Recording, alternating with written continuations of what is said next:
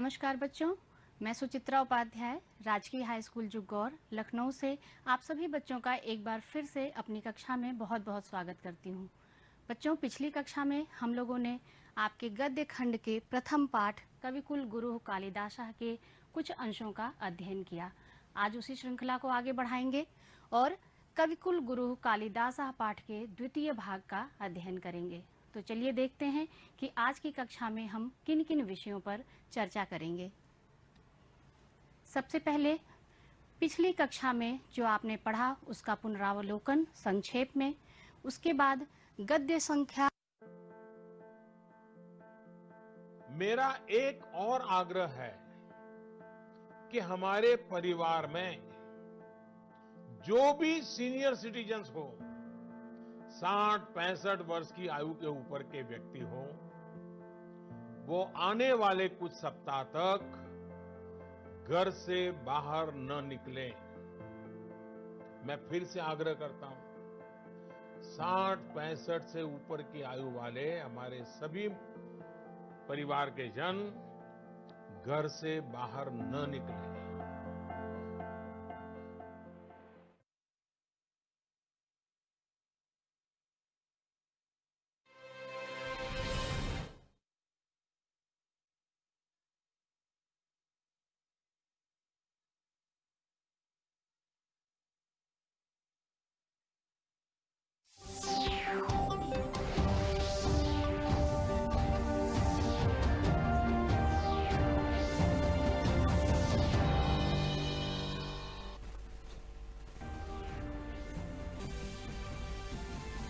भारत के पूर्व राष्ट्रपति भारत रत्न प्रणब मुखर्जी पंचतत्व में विलीन। 84 वर्षीय प्रणब दा का सोमवार की शाम हुआ था निधन।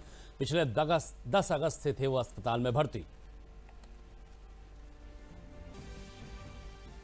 प्रणब दा के निधन पर राष्ट्रपति, उपराष्ट्रपति, प्रधानमंत्री ने जताया गहरा शोक, दी अंतिम श्रद्धांजलि। कहा, राष्ट्र ने खोया है एक काबिल नेता, उनके किए गए कार्यों को देश रखेगा हमेशा याद।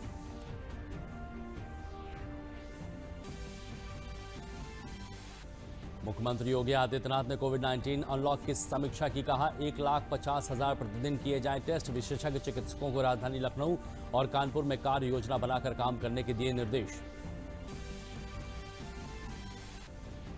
और प्रदेश में बाढ़ के नुकसान के प्रारंभिक आंकड़ों में बहराइच, लखीमपुर खीरी, बलरामपुर जिलों को हुआ सबसे ज्यादा नुकसान। लगभग 35 लोगों की हुई मौत, जबकि 50,000 हेक्टेयर से अधिक फसल हुई बर्बाद।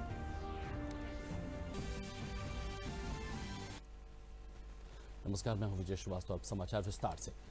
भारत के पूर्व राष्ट्रपति प्रणब मुखर्जी की अंतिम यात्रा शुरू हो गई है। इससे पहले राष्ट्रपति रामनाथ कोविंद, प्रधानमंत्री नरेंद्र मोदी समेत कैबिनेट मंत्रियों और कांग्रेस नेता राहुल गांधी और साथ ही पूर्व प्रधानमंत्री मनमोहन सिंह भी कई कांग्रेसी नेताओं ने प्रणब मुखर्जी को उनके आवास 10 राजाजी मार्ग पर श्रद्धांजलि दी।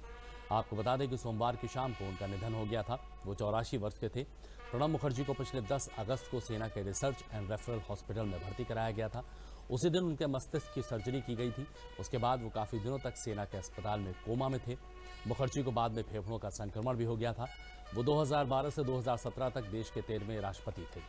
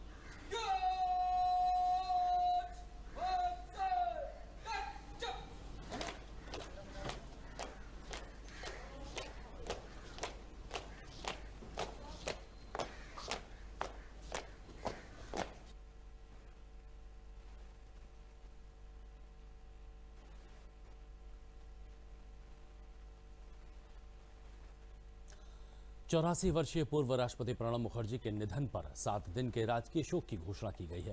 प्रणब दा को भारत रत्न से सम्मानित किया गया था। देश के वित्त मंत्री भी हो रहे हैं। प्रणब मुखर्जी को भारतीय राजनीति की नब्ज पर गहरी पकड़ रहने वाली शख्सियत के तौर पर याद किया जाएगा। पूर्व राष्ट्रपति को देश के सर्वाधिक सम्मानित राजनेताओं में शुमार किया जाता था। वो भारत के 13वें राष्ट्रपति थे। उनका सम्मान राजनीति के ऊपर उठकर सभी राजनीतिक दलों में था। दिवंगत पूर्व राष्ट्रपति के सम्मान के तौर पर 31 अगस्त से 6 सितंबर तक पूरे भारत में 7 दिनों का राजकीय शोक मनाने का फैसला किया गया है। इस दौरान पूरे भारत में राष्ट्रीय ध्वज झुका रहेगा। राजकीय शोक की इस अवधि के दौरान कोई आधिकारिक मनोरंजन का कार्यक्रम नहीं होगा।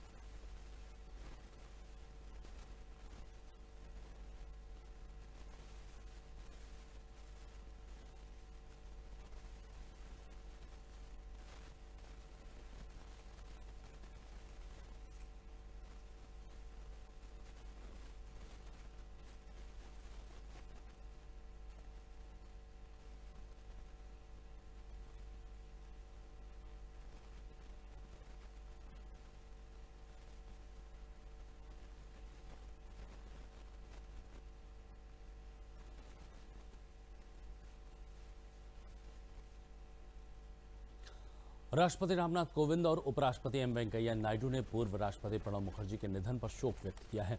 प्रधानमंत्री नरेंद्र मोदी ने भी प्रणब मुखर्जी के निधन पर शोक संवेदना व्यक्त की है और पूर्व राष्ट्रपति को एक मार्गदर्शक करार दिया है। उन्होंने अपने ट्वीट में लिखा है कि भारत रत्न श्री प्रणब मुखर्जी के निधन पर देश शोकाकुल है।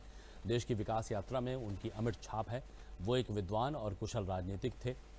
सभी राजनीतिक दल और समाज के हर एक वर्ग में उनकी एक अच्छी पहुंच थी। भारत के राष्ट्रपति के रूप में उन्होंने आम लोगों की पहुंच राष्ट्रपति भवन में बखूबी बढ़ाई है। उन्होंने राष्ट्रपति भवन को अन्वेषण यानी कि खोज, सांस्कृतिक विज्ञान और साहित्य का केंद्र बनाया। उनके द्वारा राजनीतिक मामलों पर दी गई सलाह मैं कभी नहीं भूल सकता। साल 2014 में दिल्ली में मैं नया था।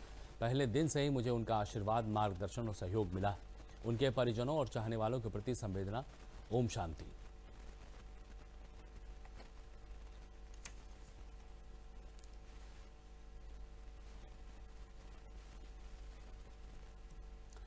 और आइए अब देखते हैं भारत रत्न और पूर्व राष्ट्रपति प्रणब मुखर्जी के राजनीतिक सफर की एक झलक।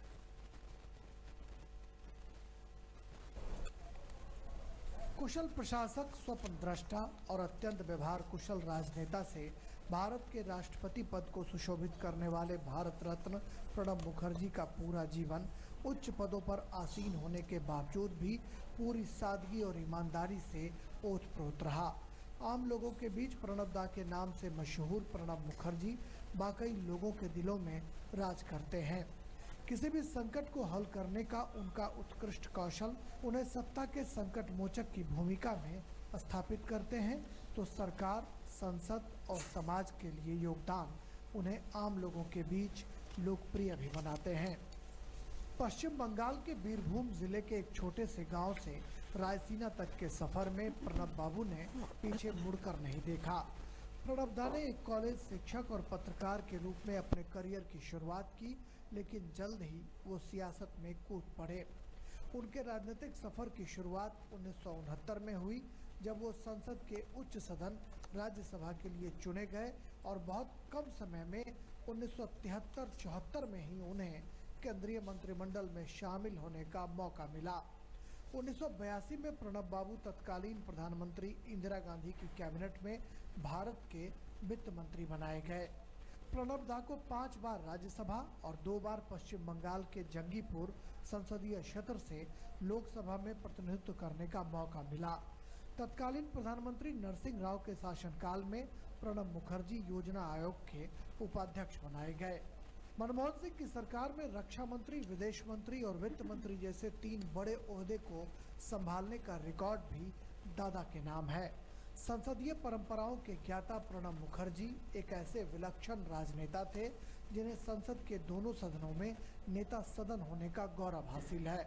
सबसे पहले 1980 से 85 तक वे राज्यसभा में नेता सदन रहे, तो 2004 से 2012 तक यूपीए सरकार के दौरान उन्होंने लोकसभा में नेता सदन की शानदार पारी खेली। कांग्रेस कार्य समिति के सदस्य के तौर पर पार्टी संगठन में अहम भूमिका निभाई। इसके अलावा उन्होंने कांग्रेस पार्टी में कोषाध्यक्ष समेत अनेक जिम्मेदारियों को बखूबी संभाला और संगठन को मजबूत करने में कोई कोर कसर नहीं छोड़ी। संसद में उनकी महत्वपूर्ण भूमिका को देखते हुए प्रणब मुखर्जी को साल 1997 में सर्वश्रेष्ठ सांसद के खिताब से नवाजा गया। विश्व बैंक, एशियाई बैंक और अफ्रीकी विकास बैंकों के संचालक मंडलों में रहे प्रणब मुखर्जी ने तमाम अंतर्राष्ट्रीय मंचों पर भारत का बखूबी नेतृत्व किया। भारतीय अर्थव्यवस्था और राष्ट्र निर्माण पर उन्होंने कई पुस्तकें भी लिखी हैं। भारतीय राजनीति में उनके उत्कृष्ट योगदान को देखते हुए उन्हें साल 2008 में भारत का दूसरा सबसे बड़ा नागरिक सम्मान पद्म विभूषण से सम्मानित किया गया। साल 2004 से 2012 के बीच उन्होंने प्रशासनिक सुधार, सूचना का अधिकार, रोजगार का अधिकार, खाद्य सुरक्षा, ऊर्जा सुरक्षा, सूचना प्रौद्योगिकी और दूरसंचार, भारतीय विशिष्ट पहचान प्राधिकरण, मेट्रो रेल आदि की स्थापना जैसे विभिन्न मुद्दों पर गठित 95 से अधिक मंत्री समूह की अध्यक्षता करते हुए सरकार के लिए महत्वपूर्ण निर्णयों तक पहुंचने में अग्रणी भूमिका निभाई। लंबे समय तक लोगों के दिलों पर राज करने वाले प्रणब मुखर्जी को एक ऐसे राजनेता के तौर पर याद किया जाएगा जिन्होंने दलों की दीवारों को लांघकर विपक्षी दलों के नेताओं का भी दिल जीता और राष्ट्र के लिए सबों को एक मंच पर लाने में कामयाबी पाई। भारत के जीवंत बहुदलीय लोकतंत्र में विभिन्न राजनीतिक दलों के बीच एकता स्थापित करने की अपनी योग्यता और जटिल राष्ट्रीय मुद्दों पर आम सहमति बनाने की भूमिका के लिए प्रणब दा शिद्दत से याद किए जाएंगे। प्रणब मुखर्जी के निधन पर गृह मंत्री अमित शाह ने कहा है, पूरे देश के लिए गहरे दुख और सदमे की बात है कि भारत रत्न प्रणब मुखर्जी हम सब के बीच नहीं रहे। सबको साथ रखने की कला में प्रणब मुखर्जी को महारत हासिल थी। जब सत्ता में थे तो विपक्ष के लोगों के साथ तालमेल बिठाने में वो हमेशा काम करते रहे। जब विपक्ष में रहे तब रचनात्मक विपक्ष की भूमिका निभाने में भी कभी पीछे नहीं हटे। जब वो भारत के राष्ट्रपति बने तब राष्ट्रपति पद की गरिमा को भी बढ़ाने में कोई कसर नहीं छोड़ी। राष्ट्रपति भवन को आम आदमी के लिए खोलना ये उनका ही बड़ा फैसला था। प्रणब दा काम करते रहे, चाहे पक्ष हो या विपक्ष। एज अ पार्लियामेंटेरियन उनके भाषणों ने हमेशा देश को एक अच्छी बहस दी, एक नई दिशा दी, एक नया निर्धार भी दिया। विपक्ष में हो या पक्ष में, नीतियों के निर्धारण की कटु आलोचना करनी हो या स्वयं नीति निर्धारण करना हो, हर बात में प्रणब दा का कौशल्य दिखाई पड़ता था। इतने लंबे सुदीर्घ करियर के अंदर वित्त, विदेश, रक्षा, कॉमर्स, कई सारे मंत्रालयों पर प्रणब दा की अमिट छाप हम देख सकते हैं।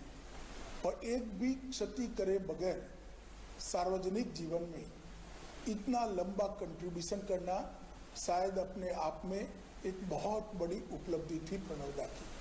सबको साथ रखने की कला उनको महारत थी। जब सत्ता में थे तो विपक्ष के लोगों के साथ तालमेल बिठाने में हमेशा वो काम करते रहे। जब विपक्ष में रहे तो एक रचनात्मक विपक्ष की भूमिका निभाने में भी कभी पीछे नहीं हटे। कांग्रेस को अपने सेवा का माध्यम बनाते हुए प्रणब दा ने एक लंबे समय तक भारतीय राजनीति को कंट्रीब्यूट किया, समृद्ध किया, एक अच्छा दिशा दर्शन किया। ये राजनीति में आने वाले हर युवा के लिए प्रेरणादायी रहेगा, ऐसा मुझे लगता है। और जब वो भारत के राष्ट्रपति बने तो राष्ट्रपति पद की गरिमा को भी बढ़ाने में कोई कसर नहीं छोड़ी।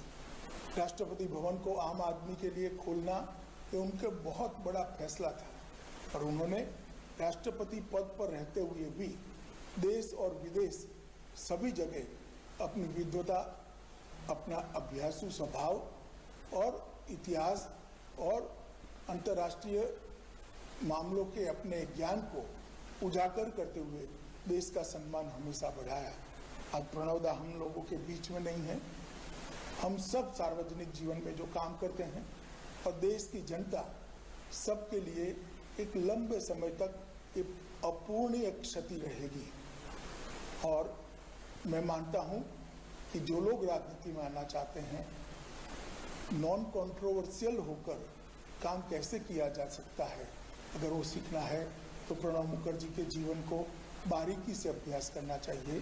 प्रभु प्रणव दा के आत्मा को शांति दे, उनके परिजनों को ये विकट दुख सहन करने की शक्ति दे, यही प्रभु प्रार्थना कर मेरी बात को समाप्त करता हूँ। ओम शांति शांति शांति। मुख्यमंत्री ने एक दिन में कोविड-19 के 1,49,000 से अधिक टेस्ट किए जाने पर संतोष व्यक्त करते हुए टेस्टिंग क्षमता को शीघ्र बढ़ाकर 1,50,000 टेस्ट प्रतिदिन करने के निर्देश दिए हैं। मुख्यमंत्री ने कहा है कि जनपद लखनऊ तथा कानपुर नगर में कोरोना के दृष्टिगत माइक्रो एनालिसिस करते हुए कार्य योजना बनाकर इसे प्रभावी ढंग से लागू किया जाए।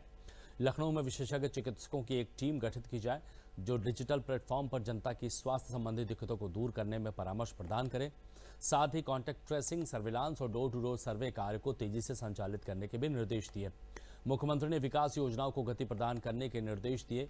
कृषि उत्पादन आयुक्त, अवस्थापना, औद्योगिक विकास आयुक्त, अपर मुख्य सचिव, प्रमुख सचिव तथा विभागाध्यक्ष अपने अधीनस्थ कार्यालयों का निरीक्षण करें, ये भी कहा उन्होंने।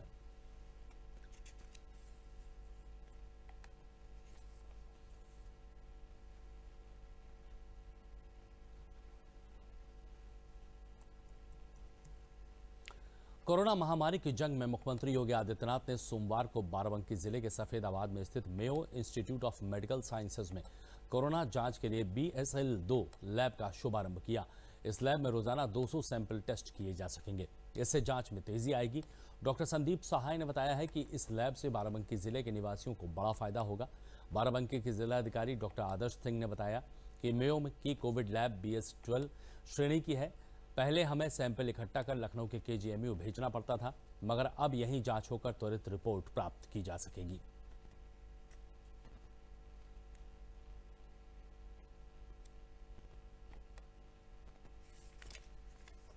जो RT-PCR सैंपल्स थे वो हमें लखनऊ भेजने पड़ते थे KGMU या SGPCL, लेकिन अब यहाँ पे सैंपलिंग हमारी जनपद में ही अब शुरू हो गई है।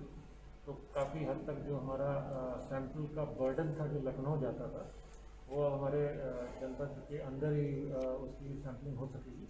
और क्योंकि मेयो हमारा L3 अस्पताल भी है, तो इनके यहाँ भी जो मरीज़ कोविड के भर्ती हैं उनके भी जब इनको समय समय पर प्रोटोकॉल के अनुसार सैंपलिंग करनी होती है, RT-PCR सैंपलिंग अभी तक लखनऊ भेजना पड़ता था, अब वो यहीं पे कर सकते हैं।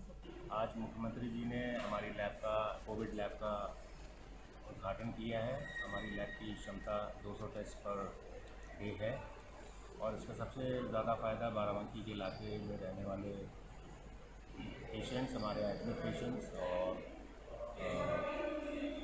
बाकी जगह से रेफर होकर आने वाले पेशेंट्स को मिलेगा, जिससे कि अब हम उनकी रिपोर्ट 24 घंटे के अंदर दे सकते हैं। पहले हमको यही टेस्ट KGMU भेजने पड़ते थे, जहाँ से रिपोर्ट आने में डिले होता था, जिससे ट्रीटमेंट में भी प्रॉब्लम आती है।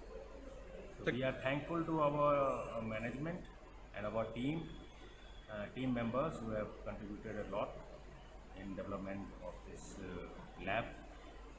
और हमारी पूरी कोशिश रहेगी कि हम क्वालिटी के हिसाब से अपने मरीजों की त्वरित जांच कर सकें। मथुरा में जहां कोविड-19 के केस दिन प्रतिदिन बढ़ते जा रहे हैं, वहीं मरीज भी ठीक होकर कोरोना को मात दे रहे हैं। ये सब प्रदेश सरकार और जिला प्रशासन द्वारा किए गए इंतजामों का असर है। यहाँ के मथुरा के पंडित दीनदयाल उपाध्याय वेटरनरी विश्वविद्यालय के कोविड-19 कोरोना के मरीजों की टेस्टिंग को बढ़ाया जा रहा है। मथुरा में एक ओर जहां देश में कोरोना वायरस से लाखों लोग संक्रमित हैं, तो वहीं दूसरी ओर इस महामारी से कई लोग ठीक होकर अपने घर भी जा चुके हैं। मथुरा में गोवर्धन व्यापार मंडल के तहसील अध्यक्ष गणेश पहलवान कोरोना को मात देकर घर वापस लौट आए हैं। रिपोर्ट कोरोना पॉजिटिव आने के बाद से उसे इलाज के लिए आइसोलेशन सेंटर में भर्ती कराया गया था, जहां युवक की रिपोर्ट नेगेटिव आने के बाद उसे सकुशल घर वापस भेज दिया गया है। कोरोना सर्वेलियंस का कहना है कि प्रदेश सरकार द्वारा कोरोना के मरीजों को दी गई सुविधाओं से वो पूरी तरह से संतुष्ट है। कुल मिलाकर धनात्मक केसों की संख्या 2248 रही है, जिसमें से केवल 536 केस एक्टिव केसेस हैं। 1665 केस सही होकर डिस्चार्ज होकर घर जा चुके हैं। तो मथुरा जनपद का रिकवरी रेट 73% है, जो कि बहुत ही एनकरेजिंग है और काफ़ी लोग ठीक होके जा रहे हैं। बहुत अच्छा लगा, सब लोग बहुत अच्छे हैं, काफ़ी ध्यान रखते हैं बहुत अच्छे से। मुझे बीच में प्रॉब्लम हुई थी खांसी वांसी की, तुरंत मेरे को मेडिसिन लागी दी। अयोध्या में मुख्यमंत्री योगी आदित्यनाथ के ड्रीम प्रोजेक्ट 251 मीटर की भगवान श्री राम की मूर्ति लगाए जाने से पहले ही अयोध्या के प्रमुख स्थलों पर श्री राम, हनुमान, भरत, शत्रुघ्न, राम, सीता की ब्रॉन्ज की मूर्तियां लगाए जाने का अयोध्या विकास प्राधिकरण ने प्रस्ताव बनाया है। अयोध्या की राम की पैड़ी, रेलवे ब्रिज, नया घाट, रामघाट, गुप्तार घाट जैसे स्थलों पर कांस्य अर्थात ब्रॉन्ज की मूर्तियों को लगाने जाने का प्रस्ताव रखा गया है। 7 ब्रॉन्ज की मूर्तियों की लागत 1 करोड़ 67 लाख के करीब आएगी। ब्रॉन्ज की ये मूर्तियां लगभग 1000 वर्ष तक स्थिर रह सकती हैं। ब्रॉन्ज की मूर्ति राम की पैड़ी में हनुमान जी की 12 फीट की मूर्ति लगाए जाने का प्रस्ताव है। वहीं राम की पैड़ी पर आशीर्वाद मुद्रा में भगवान श्री राम की 12 फीट की मूर्ति लगाए जाने का प्रस्ताव है और बाल रूप में श्री राम के 8 फीट की मूर्ति श्री राम की पैड़ी पर लगाए जाने का भी प्रस्ताव है। इन मूर्तियों की कीमत 48 लाख रुपए आएगी। वहीं रेलवे ब्रिज पर घरों भगवान श्री राम की 12 फीट की मूर्ति लगाए जाने का प्रस्ताव है, जिसकी कीमत 18 लाख है। इसके अलावा रामघाट पर भगवान श्री राम की तीर लिए हुए 12 फीट की मूर्ति लगाए जाने का भी प्रस्ताव है। नए घाट पर राम, लक्ष्मण, सीता की मूर्ति 8 फीट की है। इसके अलावा जहां भगवान श्री राम गुप्त हुए गुप्तहरी घाट में, वहां पर राम, शत्रुघ्न, भरत की 8 फीट की ब्रॉन्ज की मूर्तियां लगाए जाने का प्रस्ताव है। अलग अलग ऊंचाई की मूर्तियां होंगी और इन मूर्तियों की उम्र 1000 वर्ष से कम नहीं होगी। अयोध्या विकास प्राधिकरण के उपाध्यक्ष डॉक्टर नीरज शुक्ला का कहना है कि इन मूर्तियों को लगाए जाने का एक प्रस्ताव आया है, जिस पर विकास प्राधिकरण विचार कर रहा है और संसाधनों के अनुसार इन मूर्तियों को लगाया जाएगा। 5 अगस्त 2020 को राम मंदिर निर्माण के प्रधानमंत्री नरेंद्र मोदी के द्वारा आधारशिला रखने के बाद अयोध्या में चौतरफा विकास कार्यों पर विकास प्राधिकरण व नगर निगम कार्य कर रहा है। और अब बात करते हैं बाढ़ की विभीषिका की। प्रदेश में बाढ़ से नुकसान के प्रारंभिक आंकड़ों में बहराइच, लखीमपुर खीरी और बलरामपुर को सबसे ज्यादा नुकसान हुआ है। जून से सितंबर माह तक 3 महीनों के नुकसान की प्रारंभिक रिपोर्ट में बताया गया है कि 28 अगस्त से 35 लोगों को बाढ़ से जान गंवानी पड़ी है, जबकि 715 लोग बेघर हो गए हैं।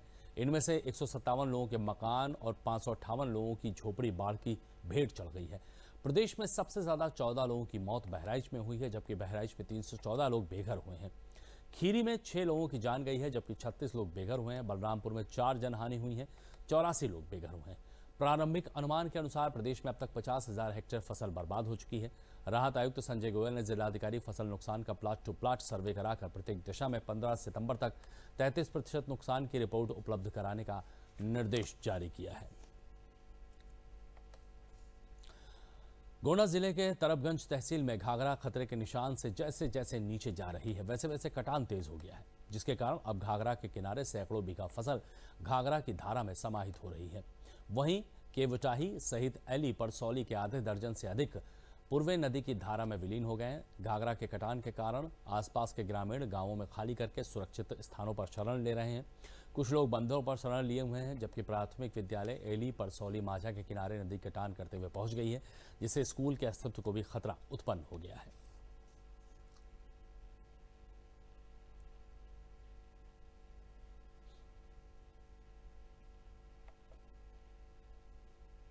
यहाँ से नदी की कटान जो है काफ़ी दूर थी, 3 किलोमीटर के दूर पर थी, लेकिन परसों से इसकी कटान मसीना टाइप पर यहाँ लगता है, उससे बहुत तेज हो गया है, जो बचने के कगार पर नहीं है।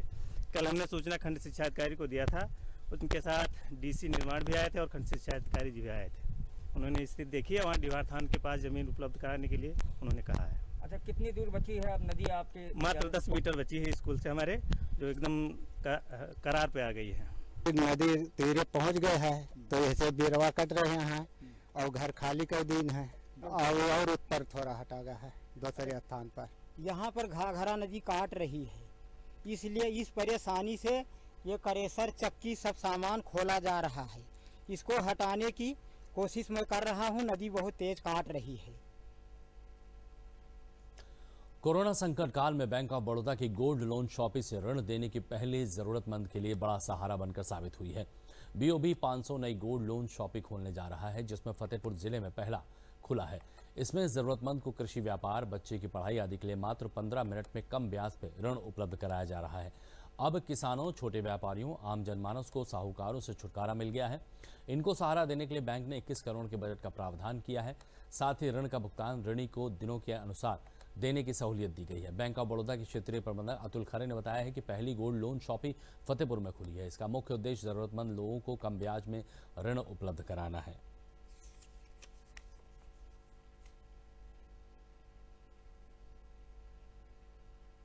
बैंक ऑफ बड़ौदा 500 नई bank loan gold loan shoppe खोल रहा है, जिसमें पहली गोल्ड लोन शॉपी जो है ये फतेहपुर में खुली है। इसका मुख्य उद्देश्य ये है कि जो भी ज़रूरतमंद लोग हैं जिनको लोन लेना है, ठीक है, चाहे वो व्यापार के लिए, चाहे बच्चे की पढ़ाई के लिए, चाहे पर्सनल यूज़ के लिए, चाहे कृषि कार्य के लिए, चाहे किसान को, वो उनको 15 मिनट में इनको ऋण कम ब्याज पर मिल जाए और इसमें किसी प्रकार के दूसरे जो कमर्शियल लोन में चार्जेस लगते हैं वो भी ना लगे। बैंक ऑफ बड़ौदा में इस समय मैं गोल्ड के लिए आया हुआ था, गोल्ड लोन के लिए, तो बहुत अच्छी पहल है। 15 मिनट में गोल्ड लोन हो जाता है और अभी तक सुनार के यहाँ जाना पड़ता था या मार्केट में और भी घूमना पड़ता था, तो उसके लिए हमें काफ़ी दिक्कतें महसूस होती थी। यहाँ मैं आया हूँ और 15 मिनटों में मेरा काम हो गया है। तो अभी तक हम लोग मार्केट से जैसे गोल्ड लोन लेने जाते थे तो उसमें टाइम भी लगता था और वो मनमानी अपना करते थे। बैंक ने बहुत अच्छी सुविधा प्रदान किया है, कम ब्याज में है और 15-20 मिनट में लोन मिल जाता है। तो यहाँ मार्केट से कम ब्याज भी है, तुरंत काम भी हो रहा है, सिक्योरिटी यहाँ ज़्यादा है, ज़्यादा इधर उधर भागना नहीं है। आइए बैंक में एक जगह अपना तुरंत काम हो जाता है। दुनिया भर में कोरोना संक्रमण के बीच लोगों ने इस बीमारी से लड़ने के लिए कई आविष्कार किए हैं। ऐसा ही एक आविष्कार बरेली जिले में समरपाल सिंह ने किया है, जो उन डॉक्टरों नर्सों के लिए मददगार है जो कोरोना संक्रमितों के बीच रहकर उनकी सेवा कर रहे हैं। बरेली में रहने वाले समरपाल सिंह ने एक ऑटोमेटिक ट्रॉली का निर्माण किया है जो रिमोट के जरिए चलती है। इसे एक ऐप के माध्यम से फ़ोन से कनेक्ट किया जाता है ताकि इसके मूवमेंट पर नजर रखी जा सके। ट्रॉली एक ऐसे फीचर है जिनका प्रयोग कर आप संक्रमित के पास जाएं, बिना उसे दवाई, खाना और ज़रूरत का सामान पहुंचा सकते हैं। इस ट्रॉली में मोबाइल फ़ोन किट फिट करके मरीज से वीडियो के माध्यम से बात भी की जा सकती है। ट्रॉली के जरिए 50 मीटर की दूरी से मरीज को सामान उपलब्ध कराया जा सकता है।